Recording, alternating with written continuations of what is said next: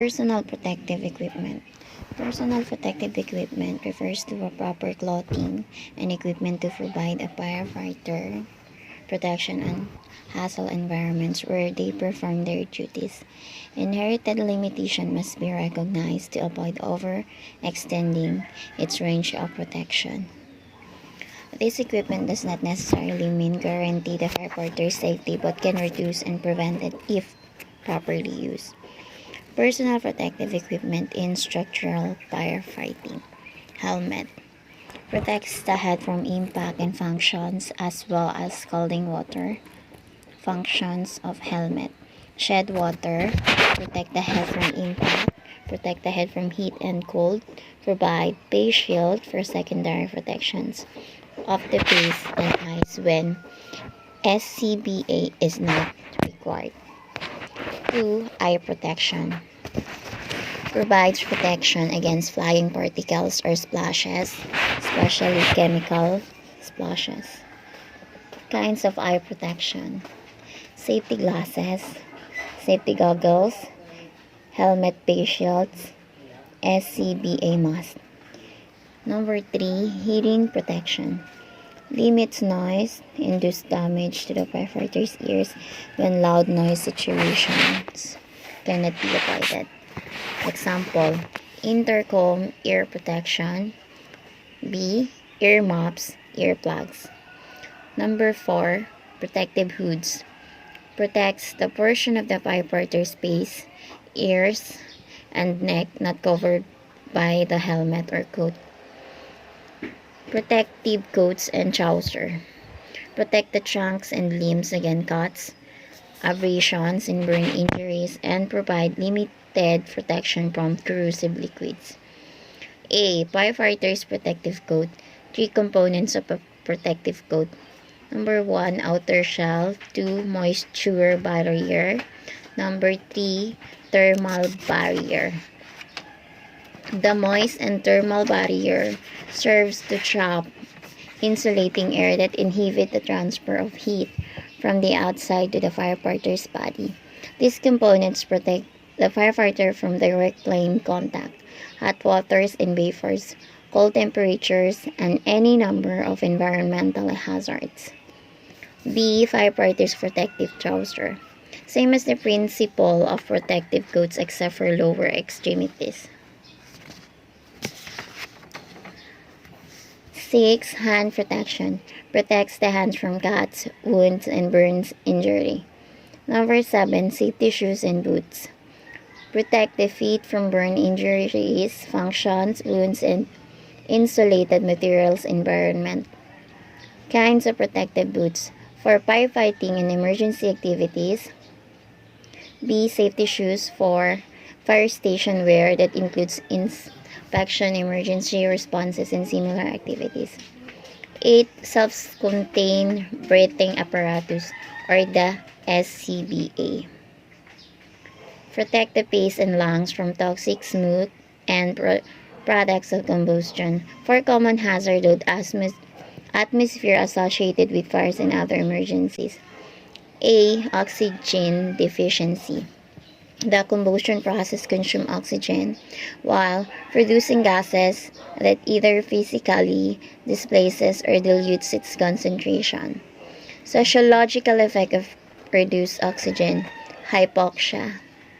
Oxygen percentage and symptoms. Oxygen percentage when 21%, it's non-normal condition.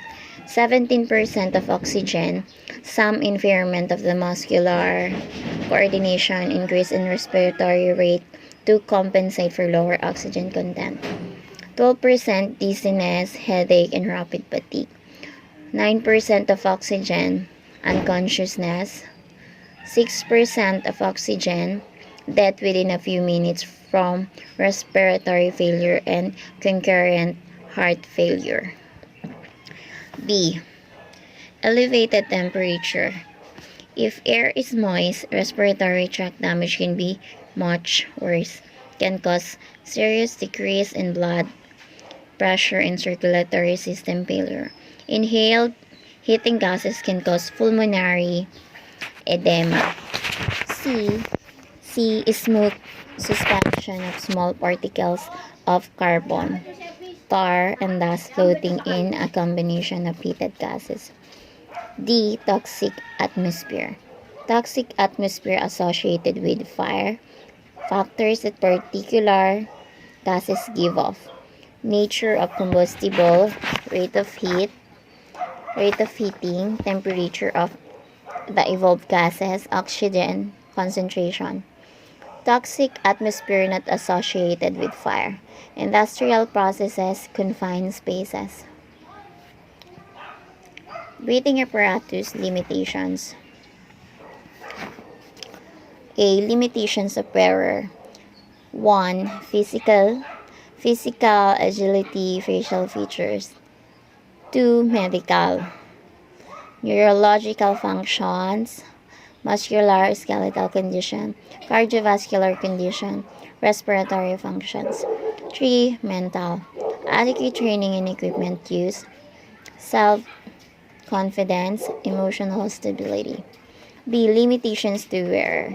Limited visibility, decreased ability to communicate, increased weight, additional 11 to 16 pounds depending on the design, decreased mobility.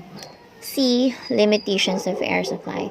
Physical condition of user, degree of physical exertion, cylinder pressure before use, training and experience of user. Types of breathing apparatus. Open circuit, most commonly used in the fire service, uses compressed air. Number 2, closed circuit, uses compressed air or liquid oxygen, also known as Vibrator apparatus because the user's exhaled air stage within the system reuse. SCBA assemblies or the self-contained breathing apparatus assemblies. Backpack and harness assembly, air cylinder assembly, regulator assembly, face assembly. 2 methods of donning the SCBA or the self-contained breathing apparatus. Number 1, over the head method. Number 2, coat method, backpack method. Note, donning means how to place your SCBA for use. Doffing, on the other hand, refers to the removal of the SCBA after use. Personal alert safety system provides life safety protection by emitting a loud shriek if the firefighter should collapse or remain motionless for approximately 30 seconds. This is also called Personal Alert Device or FAD. National Fire Protection Association 1971 standards and requirements for the protective assembles.